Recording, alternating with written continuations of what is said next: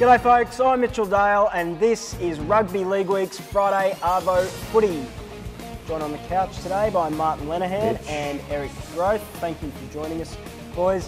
Now, tonight, Penrith Para Battle of the West. Who would have thought we're getting close to halfway point of the season? Penrith and Para third and fourth. Yeah, phenomenal, isn't it, boys? It's I think Parramatta, particularly after the last 2 years, would have been a team we all thought would be struggling, but Brad Arthur has turned them around. We spoke about him very early in the year and what he would bring to the club.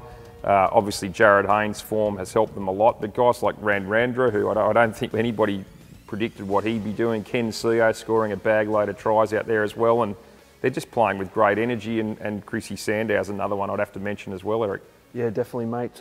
Just confidence is just the biggest thing in rugby league. I've seen teams just get flogged every week, win a couple of big games and turn their whole season around. I was part of one of those teams. It's amazing what confidence does. It just breeds like wildfire, and that's how Para are playing at the moment. But third and fourth on the ladder, match up. Penrith are a very scary team, mate. It's going to be such a tough one. It's really hard to pick, actually. Yeah, well, that's right. And I was just on that point you mentioned about confidence. How refreshing must it be, or is it, for a side when you have had a few really tough years and then all of a sudden you start winning games? Yeah, the whole vibe in the place changes. Like, training becomes fun. It's not a drag. It's not monotonous. People are bouncing out of their skin on, the first day back after the game, opposed to dragging their bag in behind them and just wishing the day was over already. It's amazing what winning does. And the two times that Cronulla have won this year, it sounds awful, but mate, the sheds and the dressing rooms during the training week was just completely different aura and vibe about it. And I'll tell you what, I'd love a few more of them. Yeah, and on the other side, Penrith, I mean, Ivan Cleary and Phil Gould, they cop some heat, especially when they let guys like Michael Jennings and Luke Lewis go. But you would have to say, on the basis of what they're doing this year, the clean out was worth it. I mean, they're sitting in third spot. They're playing some really good footy. It's a totally different side to what it was 2 years ago. Yeah, and I think you speak about the confidence around a club. And look, they were thereabouts last year, but I think Jamie Soward and Peter Wallace have been fantastic in the halves for them. Josh Mansour has been chased pretty heavily by other clubs. He's flying, playing a good brand of footy, and I think that's why this game will produce, I'd say, a lot of tries. It'll be a fairly open sort of game. And they play tough as well, Penrith, with Plum and Docker and these sort of guys who can really put a whack on. So it's got a lot to offer for sure. Yep, plenty of people will be out there at Penrith as well. Yeah, apparently it's not far off sold out. So it's a good local derby, and I think it's more about being third and fourth opposed to the Battle of the West. I think players buy more into I want to be in, I'd rather be third than fourth, and more so than our suburb's better, or our city's better than yours. So, mate, it's going to be a great game. I can't wait to watch it. Okay, lads, quick tip. Leno, who do you reckon? I think Penrith at home. I think Penrith at home. I'm taking the Eels. Love the way they're playing. As we were just saying, the confidence is high there. I think they can get over the top of Penrith tonight. Right, it's been a huge week for Canberra. Big win over the Cowboys last weekend. Backed it up with some interesting signing news. You win some, you lose some. They picked up Tedesco. They didn't get Kevin Proctor though.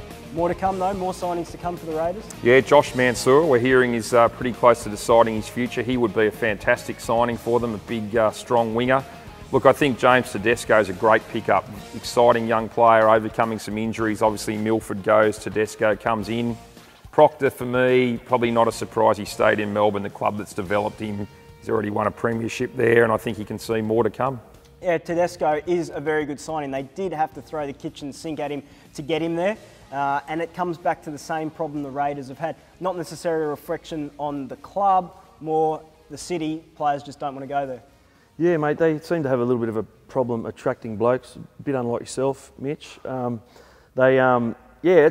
guess you look at it like if, say, someone like the Roosters, that beach lifestyle, often your contract, the beach, the sun, the surf, and they got the same money as, say, Canberra, and you think cold, and there's nothing really much down there in terms of... Sorry? Mooseheads. Mooseheads, yeah, well, that's War true. Memorial. That's true. Yeah, that's true, the War Memorial. Other than that, there's not too much else. I can see why it is a bit of a problem. Like, that's just being honest. Like, I know for me, growing up where I did, I wouldn't want to necessarily go to Canberra if I didn't have to, but it sounds like a brutal thing to say, and it's nothing, no, blight on Canberra, the place or the people or anything like that, but it's just honest, mate. That's I think players want to follow success too. Like as we said with Proctor, maybe he sees more of a chance of it in Melbourne. So they need to build a team. I think that players are going to want to go to. That's I think right. they can win a comp in the next 5 That's years. right. If perhaps. they get close, that'll all change. People will see it as a great place to go. And that's why signing Tedesco is a huge step, because he's a player that a lot of people are saying is a future representative fullback. Yep.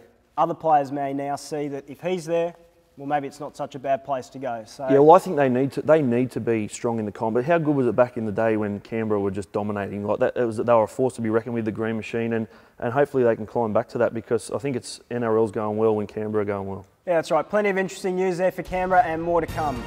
Right, it's the Encouragement Award again last week. No, Eric, and it was just a little bit too nice. So, Eric, let's get it back to the spirit in which it's supposed to be given. Just reach around and grab that for you. I thought I did a fine job last week. Oh, well, being nice. It was just a bit too nice. Too friendly. It was. No, look, this is mine.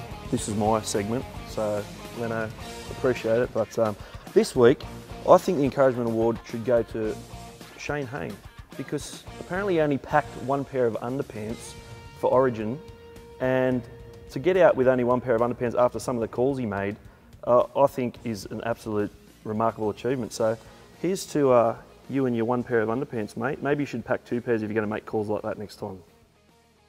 Okay, not quite sure what happened there, but that was the Encouragement Award for this week. Right, that'll do us for this week. Thank you, Leno. Boys. Thank you, Eric. Thank you, everybody. Thanks for watching. Enjoy this weekend of footy. We'll be back again next week.